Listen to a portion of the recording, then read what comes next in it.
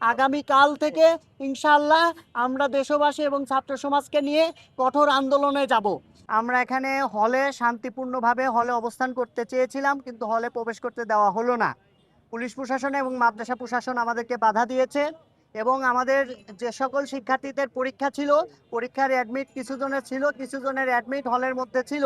হলে প্রবেশ করতে পারলেই অ্যাডমিট নিয়ে পরীক্ষা দিতে পারতো, কিন্তু এখানে পরীক্ষা দেওয়ারও কোনো ব্যবস্থা তারা করতে পারে নাই। আমরা নিরাপত্তা ফিল করতেছি না। আমাদের শিক্ষার্থীদের পরীক্ষা দেওয়ার কোনো ব্যবস্থা মাদ্রাসা প্রশাসন বা পুলিশ প্রশাসন করেনি। তো আমরা এখানে অবস্থান করছিলাম পরীক্ষার আগেই।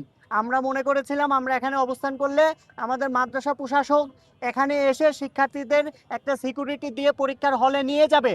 তারা পরীক্ষার হলে আমাদের সিকিউরিটি দিয়ে এখান থেকে নিয়ে যায় নাই। অলরেডি পরীক্ষায় 1 ঘন্টা হয়ে যাচ্ছে, আমাদের এখানে নিয়ে যাচ্ছে না।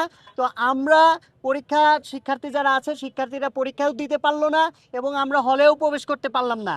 হলে আমাদের যারা সাধারণ শিক্ষার্থী আছে বা শিবিরের যারা শিক্ষার্থী আছে, বৈধ হল কার্ডধারী বা বৈধ শিক্ষার্থী, তারা হলে প্রবেশ করতে পারলো না। এখন পর্যন্ত ছাত্র দলের এবং যুব দলের সন্ত্রাসীরাই হলে প্রবেশ করছে।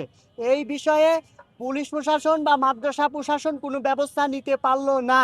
এটা দেশবাসীর কাছে আমরা জানাতে চাই।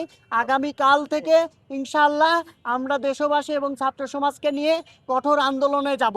কারণ আমরা চাই ইসলামী ছাত্র শিবির এখানে শুধু আমাদের শিবিরের জন্য আমরা আসি নাই। আমাদের লড়াইটাই হচ্ছে যে আমরা চাই শিবিরের পরিচয়ে বা ছাত্র দলের পরিচয়ে কেউ হলে থাকবে না। এখানে পরিচয়ে থাকবে হচ্ছে শিক্ষার্থী, বৈধ শিক্ষার্থীর পরিচয়ে, বৈধ হল কার্ডধারীর প্রেক্ষাতে। আমরা আগামীকালকে কঠোর কর্মসূচি ঘোষণা করব। সেই জন্য আপনাদেরকে উদাত্ত আহ্বান জেনে আমার বক্তব্য এখানে শেষ করছি।